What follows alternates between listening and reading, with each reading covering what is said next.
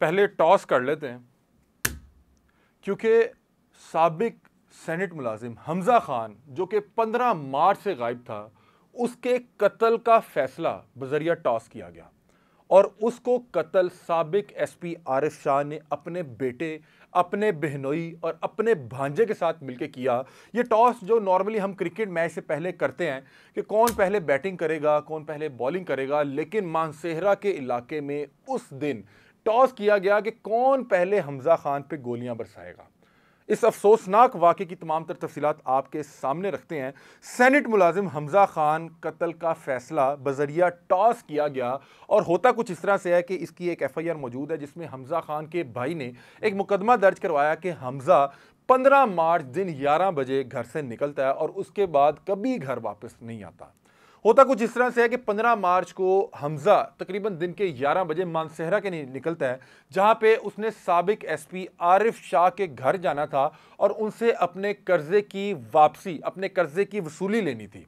हमजा उस दिन एसपी आरिफ शाह के घर तो जाता है लेकिन कभी भी उस घर से वापस नहीं आ पाता। उसके भाई की मुद्दत पे इस अगवा का मुकदमा दर्ज हो जाता है और चंद रोज तक एसपी आरिफ, इसके रिश्तेदार, लाहिकीन मतलब कि हमजा खान के रिश्तेदारों और फैमिली अहबाब के साथ मिलकर हमजा की तलाश करते रहते हैं और वही हमजा जिसको टॉस करके उसने अपने बेटे, अपने बहनोई और अपने भांजे के साथ मिलके बेदर्दी के साथ कत्ल करने के बाद एक वीराने में दफना दिया था। बहरहाल जब मुकामी पुलिस को इस चीज़ का शक गुजरता है तो वो एसपी आरिफ शाह को गिरफ्तार करते हैं और जिस्मानी रिमांड पे बाकायदा तौर पे जब इनके अदालत इन्हें पुलिस के हवाले करती है तो वहाँ पर फिर वो आहिस्ता आहिस्ता तमाम अपने जुर्म का इकरार शुरू करता है। और कहानी कुछ इस तरह से है कि 30 साला हमजा खान का जज्जे खाकी इस्लामाबाद पुलिस के ज़ेरे हिरासत साबिक एसपी आरिफ शाह के मानसेहरा में वाक़ घर के करीब से बरामद हो गया है। साबिक एसपी आरिफ शाह ने अपने बेटे वासिफ शाह, बहनोई मुनव्वर और भांजे से मिलकर हमजा खान को बेदर्दी के साथ कत्ल किया और उसके बाद अपने ही घर के आगे एक वीराना मौजूद है वहां पे दफन कर दिया था। आपको बताएं कि 15 मार्च को जब हमजा खान अपने पैसों की वापसी के लिए, अपने दिए गए कर्जे की वसूली के लिए जब एसपी आरिफ शाह से मिला तो उस दिन वो रमज़ान के दिन चल रहे थे और वो हालते रोज़े में था। आप सोचें कि उसको जिस वक्त कत्ल किया गया होगा तो वो हालते रोज़े के साथ था। इन बदबख्त अहबाब को ये तक शर्म नहीं आई कि वो हालते रोज़ा में है और ये बाकायदा तौर पे इस चीज़ को खेल समझते हुए, इस चीज़ का मतलब कि खेल बनाते हुए वहाँ पे टॉस करते रहे कि पहला फायर कौन मारेगा, दूसरा फायर कौन मारेगा। और एसपी आरिफ शाह के हवाले से इन पे इनके दौरान ड्यूटी भी एक खातून का जो है कत्ल का इल्ज़ाम लगा था। वल्लाहु आलम उसका क्या बना। बहरहाल उसके लिए अदारे मौजूद हैं तो अब जब इनके ऊपर ये केस डल चुका है तो मेरा ख्याल है उसकी भी कहीं ना कहीं इन्वेस्टिगेशन होगी। होता कुछ इस तरह से है कि मरकजी मुल्जिम आरिफ शाह ने बतौर कर्ज ली गई रकम वापस करने के बहाने से 30 साला नौजवान हमजा खान को मानसेहरा में अपने घर बुलाकर कत्ल कर दिया। टॉस जीतकर दरिंदे आरिफ शाह ने अपने बेटे वासिफ शाह को ट्रेनिंग सेशन की तरह, मतलब कि जैसे आप ट्रेनिंग में होता है कि यार पहले आप अपने निशाने दागेंगे या मैं दागूंगा, या आप पहले बैटिंग लेंगे या मैं बैटिंग लूंगा, हमजा खान पर निशाना बनाने का फैसला किया और दोनों ने पहले फायर किया। मुनव्वर और उसके बेटे के दरमियान दूसरे फायर करने के मामले पे तकरार भी हुआ जिस पर जालिमों ने एक बार फिर टास्क के जरिए फैसला किया। आप सोचें कि एक शख्स जिसको वहां पे अधमरी हालत में बांधा गया है और उसको निशाना बनाया जा रहा है, उसके सामने एक मौत का खेल खेला जा रहा है जिसमें बार बार टॉस किया जा रहा है कि अब कौन टॉस जीत रहा है, अब कौन सी टीम की बारी है, अब कौन गोलियां बरसाएगा। पहले एसपी आरिफ शाह और उनके बेटे की जानिब से गोलियां बरसाएगी, फिर उसके बहनोई मुनव्वर और उसके बेटे की जानिब से, और बता रहे हैं कि इसमें तकरार भी हो रही थी और बार बार टॉस किया जा रहा था और उसको फायर मारे जा रहे थे।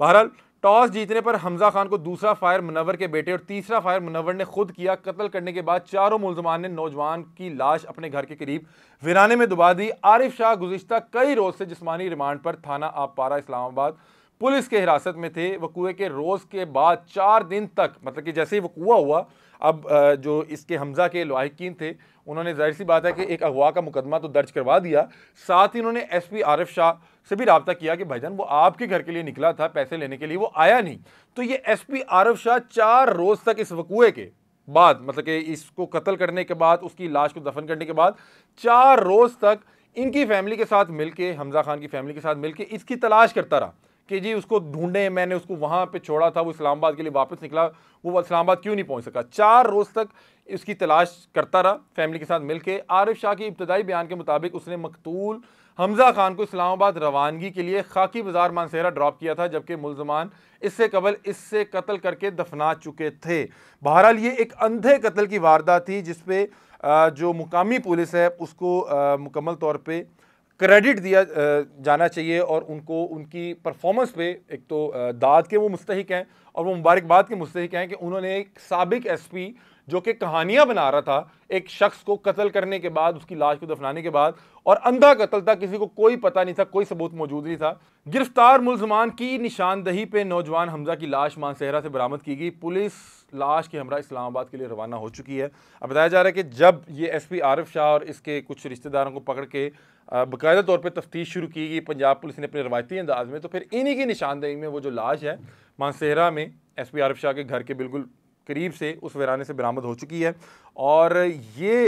जो पूरी कार्रवाई है उसमें जो एसएचओ थाना आपारा आसिम गफ्फार हैं, उन्होंने अपनी बेहतरीन तफ्तीशी महारत की बुनियाद पर इस अंधे कत्ल का सुराग लगाया और इनको जो हम अप्रिशिएट भी करते हैं और इनको सलूट भी करते हैं कि जिन्होंने इस अंधे कत्ल को इतने रिकॉर्ड टाइम में सॉल्व किया और अब उस नौजवान की लाश बरामद कर ली गई है। ये हमजा खान थे, सेनेट के जो है मुलाजिम भी थे और चंद रोज़ पहले ये जो है गायब हो गए थे अचानक और इनके मुकदमा अगवा का दर्ज भी हुआ था, लेकिन ये एक अंधा कत्ल था, उनकी जो है वो तलाश नहीं हो पा रही थी, उनका किसी किस्म की कोई खबर नहीं मिल पा रही थी। लेकिन शक की बुनियाद पे एसपी आरिफ शाह को जब उठाया गया और इनको फिर जब तफ्तीश किया गया तो फिर इन्हीं की निशानदेही पे अब उसकी नौजवान की लाश बरामद कर ली गई है। इन पे पहले भी बता रहे 1-2 तरह के इल्ज़ाम थे। अब बहरहाल अल्लाह करे कि इनके जो जुर्म है, इन्होंने जो ये जुर्म किया उसकी इन्हें करार वाक़या सज़ा मिले, क्योंकि पाकिस्तान में जो शख्स जिसने कभी भी किसी भी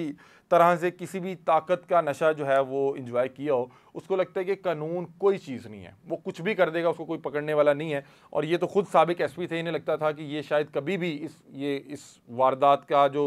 राज है वो फाश ही नहीं हो पाएगा। लेकिन बहरहाल एसएचओ साहब जो हैं उनकी जो पेशा महारत थी उसके बायस अब ये लोग जो हैं गिरफ्तार हैं और अब लाश भी बरामद हो चुकी है और लाश इन्हीं की निशानदेही पे जो है बरामद हुई है। अल्लाह ताला हम सबको अपने हिफ्ज़-ओ-मान में रखे और इनके जो लवाहिकीन हैं उन्हें सब्र जमील अता फरमाए। और इस तरह के जो किरदार हैं जो कानून हाथ में लेते हैं या किसी की इस तरह से किसी का कत्ल कर देते हैं, और आप सोच देखें कि ये शायद ज़हनी तौर पर मफलूज हैं या ज़हनी तौर पर इनका दिमाग काम नहीं करता, कि देखें कि नॉर्मली अगर कोई जानवर भी तकलीफ़ में हो तो इंसान के दिल में तकलीफ़ होती है, इंसान के दिल में एहसास आता है। लेकिन यहाँ पे एक हट्टे कट्टे नौजवान शख्स को बाकायदा तौर पे टॉस करके गोलियां मार के कत्ल किया जा रहा है। वल्लाहु आलम इनके जो जिगरे हैं वो स्टील के हैं या इनका ताल्लुक़ किसी वहशियाना